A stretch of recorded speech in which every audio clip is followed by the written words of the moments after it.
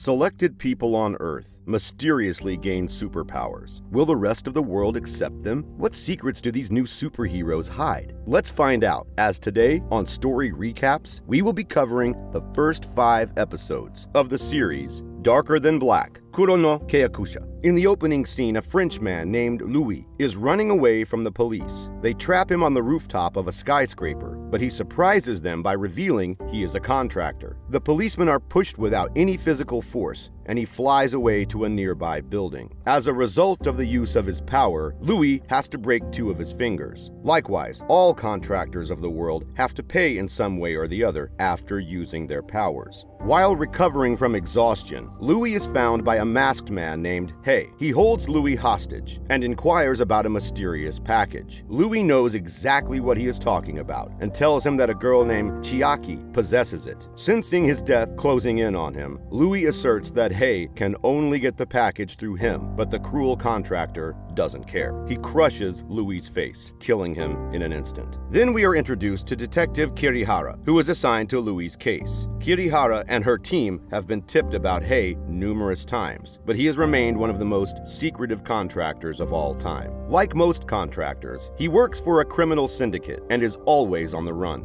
But the police have no information on Hey, from his power to what criminal syndicate he is associated with. For now, they have discovered that this girl named Chiaki has stolen information from the police database that the criminals desperately want. The information will help debunk many federal secrets about Hell's Gate, which is why the detectives are eager to get it back. Chiaki is currently missing. Hence, the police start looking for her relatives and investigate around her home to keep an eye out for her. The next morning, we see Hey move into a new apartment disguised as a Chinese exchange student, Lee. He meets the old homeowner who introduces him to his beautiful neighbor. The woman is none other than Chiaki, but is living with a different identity. She keeps her distance from Lee, careful not to let herself be recognized. In the evening, Chiaki goes to her job as an entertainer at the club. To her misfortune, her clients turn out to be the detectives who had been looking for her the entire day. Chiaki manages to escape before they recognize her, but it doesn't stop the policeman from pursuing her. While on the run, she bumps into Hey, gazing at the stars. He pulls her close and plants a kiss on her lips so the detectives won't recognize her. After they leave, he apologizes and Chiaki is thankful for his help. Hey offers to drop her home as her neighbor, but she is too paranoid to trust him that easily. They go separate ways, and Chiaki is yet again approached by a man. This time, it's Louis' friend, Jean. It is then revealed that Chiaki didn't know Louis was a contractor. She agreed to keep something safe for him because they were good friends, but it got her into a lot of trouble with the police. Hence, she is living as someone else, but has no clue about why everyone is after her. After finding out that Louis is dead, she refuses to hand over the substance to Jean. In turn, he tries to knock her out, but she is yet again saved by Hey. Jean uses his power of Lancernaut radiation to follow them behind, but Hey hides his identity as a contractor and refrains from using his powers. As a result, he is pushed off a bridge and Chiaki is kidnapped. When she wakes up, she finds herself locked in a room with Jean and his group of friends. He is arranging a bunch of stones in a straight line, which is how he pays for using his contractor power. Even Jean doesn't know why he does it, but he is grateful to have been assigned an easy task. They notice Chiaki is up and ask her about Louis' package. The door to the room is locked with a passcode, leaving her nowhere to run. But just when she is about to be attacked, it miraculously opens and lets her out. Chiaki runs and manages to escape after a while. It turns out the door was opened by a doll named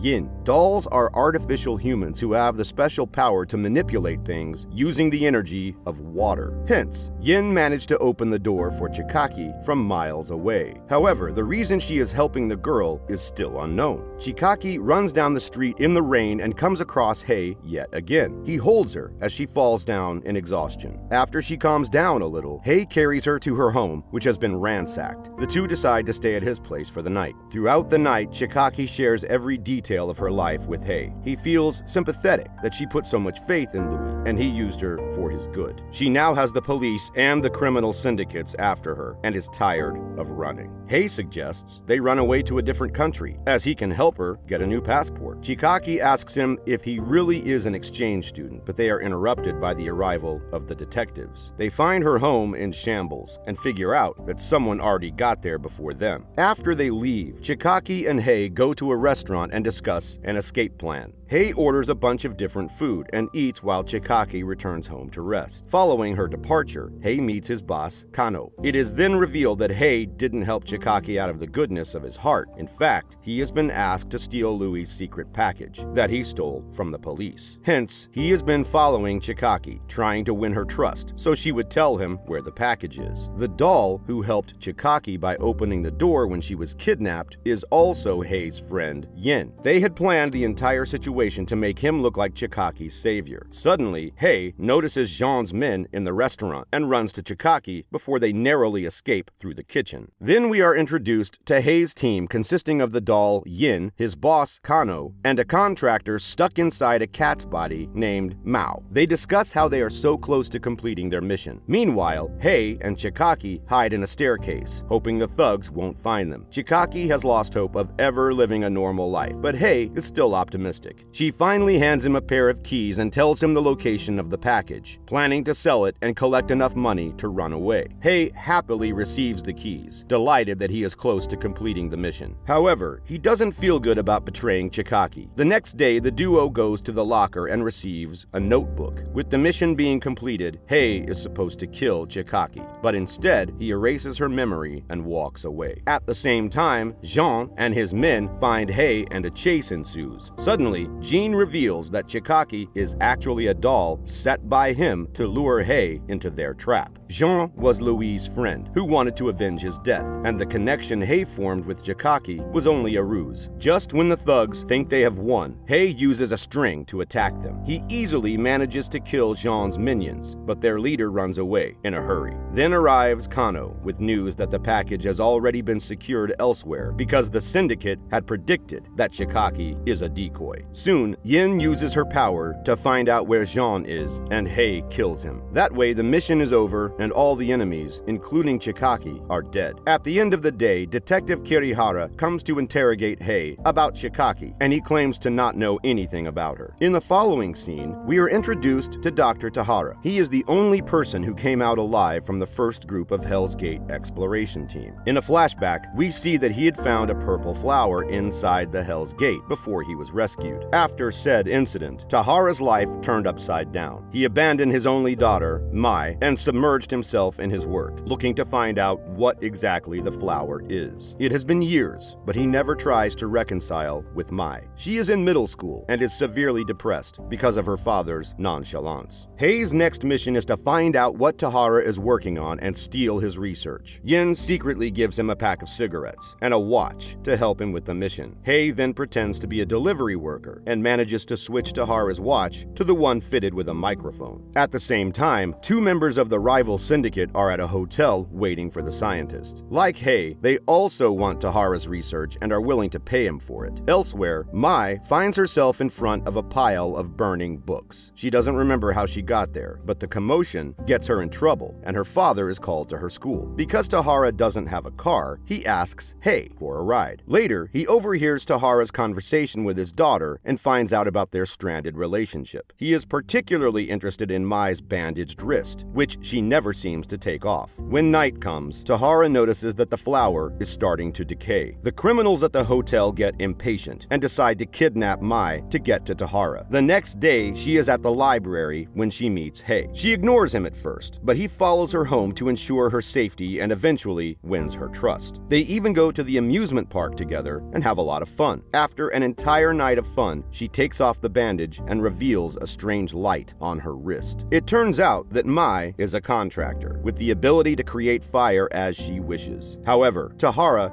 didn't want his daughter to be labeled as a monster, so he uses the flower's seeds to suppress her powers. The plan has since backfired because Mai has no control over her power, and the flower is decaying. This makes Mai a danger to the people around her. Mai and Hei are returning home when the criminals attack them, and Mai is caught. Her powers work at the right time, and she lights the criminals on fire. Her life is saved, but the poor kid doesn't understand what's wrong with her. Soon the fire goes out of control and burns down an entire building.